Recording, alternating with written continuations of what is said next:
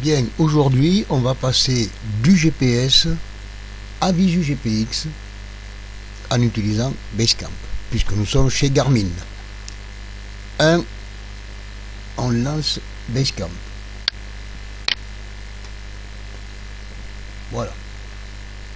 Votre GPS est branché.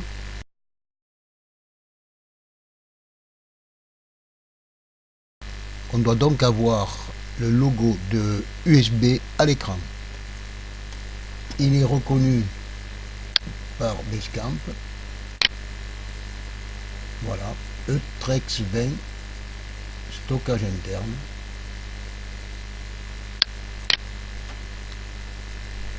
Nous allons prendre cette trace. Voilà. Alors, on peut la visualiser, on peut changer sa couleur. Oui. Très facile, dans un sens comme dans l'autre. Voilà. Donc cette trace, je vais la renommer. Donc je vais ici, je vais l'appeler 46 puisqu'elle est dans le lot, vers Savanac, puisqu'elle se situe au départ entre ces deux communes. Voilà. Donc maintenant, elle s'appelle comme ceci. Alors, maintenant, je m'en vais la sélectionner. Voilà, entouré de bleu. Fichier, et je vais l'exporter. Exporter sélection. Elle sera automatiquement au format GPX en premier truc, mais on peut changer le format si on veut. Voilà. Donc, on va je vais l'exporter.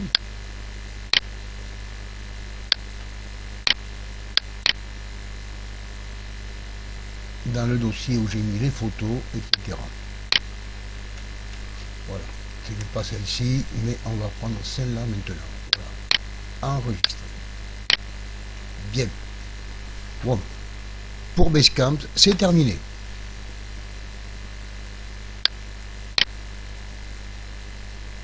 On va passer à Visu GPX.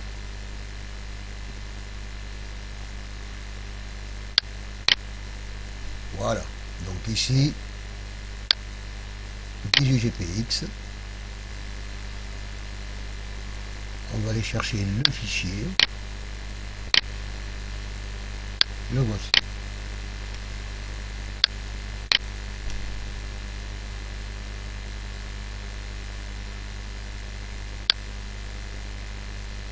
Bien.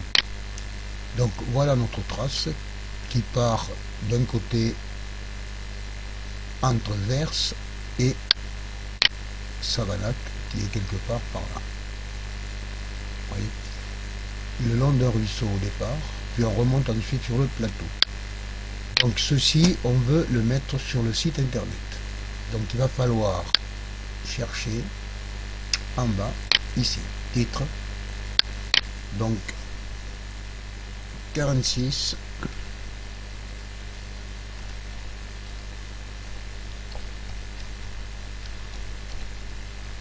Alors vers Savanac et je mets RL comme c'est randonnée lautoise.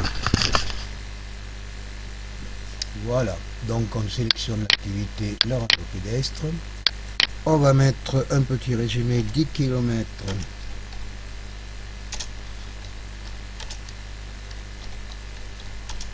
Au départ du parking de l'écluse de Galésie entre Vers et Savanac. Et là, on va faire sauvegarder. Une fois que c'est sauvegardé, on clique ici. Voilà. Pour voir apparaître la page que tout le monde verra. On peut ajouter des photos. Alors, un conseil, pour que vos photos apparaissent à l'endroit où elles ont été prises, veillez à ce que l'heure de l'appareil photo corresponde à l'heure du GPX. C'est la seule obligation qu'on ait. Voilà. Donc, on va descendre jusqu'en bas. Voilà. Et on va faire afficher le code. Bien. Donc, on va copier tout ce code.